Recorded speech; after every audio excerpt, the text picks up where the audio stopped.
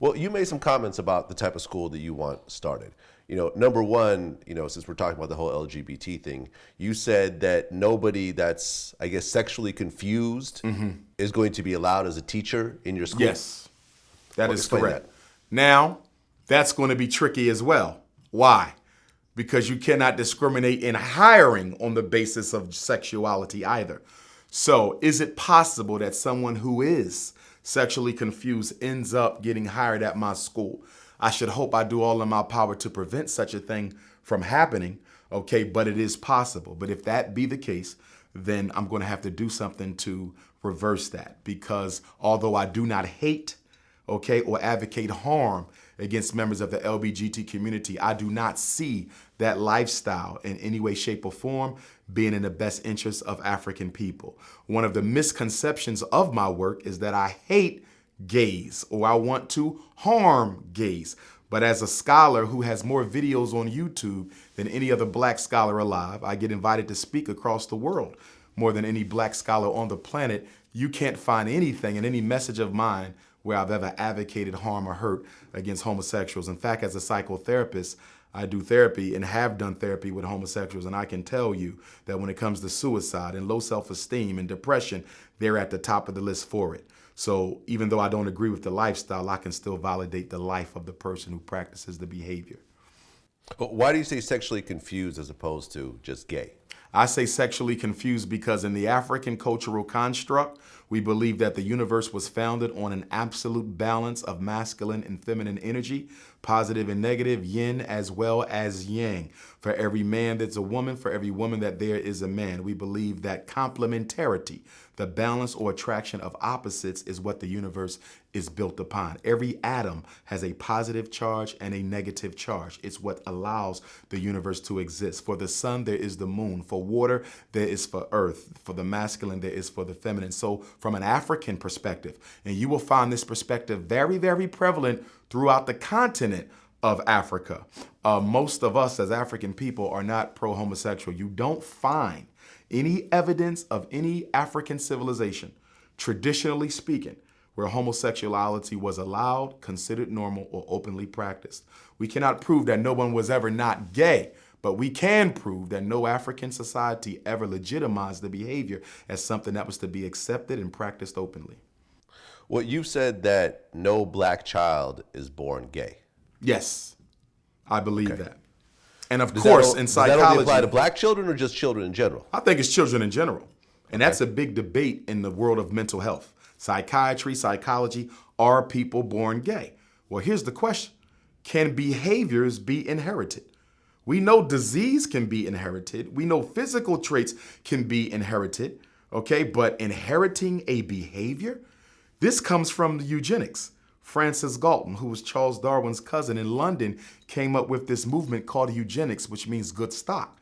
It's from where Adolf Hitler in the United States of America and the other racist government sought to create a program of population control and extermination. He said that white people were genetically superior to everyone and that black people were genetically inferior to everyone. And he said that we need to selectively bring about the extermination of Africans by limiting their gene pool, and we need to selectively breed white people into a quote unquote master race, which Adolf Hitler picked up and ran away with. Incidentally, I was in Hitler's birthplace last week in Austria speaking, but nonetheless, it was a psychologist who created the eugenics movement, and arguing that people are born gay supports the eugenics premise, because their idea is that all social problems of black people are a direct result of defective DNA. They say if the black man sells drugs, it was in his DNA. If he drops out of school, it was in his DNA. If the black woman is unmarried with 6 or 7 children, it was in her DNA. They blame all social phenomenon on genetics.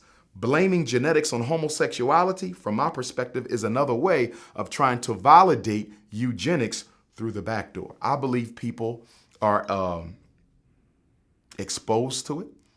I believe that they can be manipulated into it. I believe that they can be socialized. For example, I've been a therapist for almost 20 years. I've met a lot of homosexual black males in my work. 95% of the homosexual African-American men I've worked with, and Latino, were sexually violated as a child before the age of 12. Nearly everyone. So for me, I don't need to look at the studies from Harvard. I don't need to look at the studies from Yale. I don't need to look at the studies from the University of Pennsylvania. My experience, direct work with people in my community makes it clear that the number one, it's not the only route to homosexuality, but the number one route to sexual confusion for black males is molestation, pedophilia before the teenage years. Yeah, I mean, that's always the big debate, in the gay community, is whether they were born that way or whether something happened or whether it was just a choice. I don't know. It's one of those things where I haven't been around enough children to really make my own conclusion. I have heard from some of my friends that you sometimes see kids from a very young age start to have certain effeminate traits, behaviors, where you see boys doing kind of feminine type things. But effeminization and homosexuality are different though. Yeah. For example, in the schools where I work, there's a kid I can think of right now. He's very effeminate. He's 7 years old. His ways are very effeminate. Why? He has nothing but sisters at home. The father's not there. He's almost exclusively raised by the mother and the grandma. You become like that which you are around. So the mother will call me up and say, Dr. Johnson, my son is picking up my daughter's doll. What is he supposed to do if he doesn't have any male playmates so he understands boys are socialized to play with different toys? So the mother is concerned that he may be homosexual. I'm telling her, your son at 7 or 8 years old isn't even thinking about sex. He's not even thinking about sex. This is not a case of a boy being gay at 7. This is a case of a young African-American male who's being socialized around women and is simply picking up their behavior traits. When he gets older and he's around more boys and he gets socialized to be around males, you will see his behavior may change. So it's very important that we don't confuse effeminate behavior, which is the outward manifestation of stereotypical female behavior traits, with homosexuality, which is a sexual attraction to someone of the same gender. 7-year-olds aren't sexually attracted to anyone. Well, like recently we had a story about Young Thug and what he said that when he was 12 years old, because his feet were so small that he would wear like girls' like glittery shoes to school.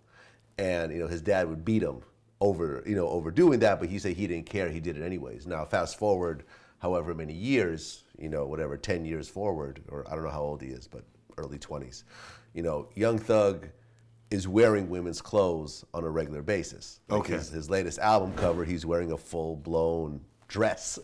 Okay. And, he's doing Calvin Klein ads wearing a dress and so forth. Like, when you look at that, are you saying that Young Thug could just like dressing in dresses and not be gay at all, based on what you're saying? Oh, yes. You can definitely cross-dress and not be gay, without question. In fact, that's one of the diagnoses in psychology, is this thing where people have this urge to dress like the opposite gender, but not necessarily be interested in living sexually as a member of the opposite gender. Now, going back to the scenario you just gave, and of course, I don't know Young Thug. I've never evaluated him or did therapy, but just based on what you said, his father beat him for wearing the high heels. He didn't explain to him why he shouldn't. He physically abused him, okay? That is a form of emasculization. You understand? For a boy to be constantly physically abused by his father, that can lead to low self-esteem. That can lead to him questioning his efficiency or ability to operate his life as a man should. And by virtue of the verbal and physical abuse by his father, homosexual thoughts could have been triggered purely from that. So I'm seeing contextual variables that could have played a role into the brother ultimately taking on a homosexual lifestyle. But it wasn't the wearing of the shoes, and it wasn't the DNA, and it wasn't that he knew at such a young age that he would want to be gay. I think the father and the treatment of the son by the father may have triggered that. For example, I come across cases of African-American boys who are verbally abused by the mother or the father, constantly told, "What is wrong with you? Why are you not as good as I am? Why you don't want to play sports? Why you acting like a girl?" They're constantly told they're female. So guess what? They begin to shy away from their identity as a male because they've been told that it's insufficient.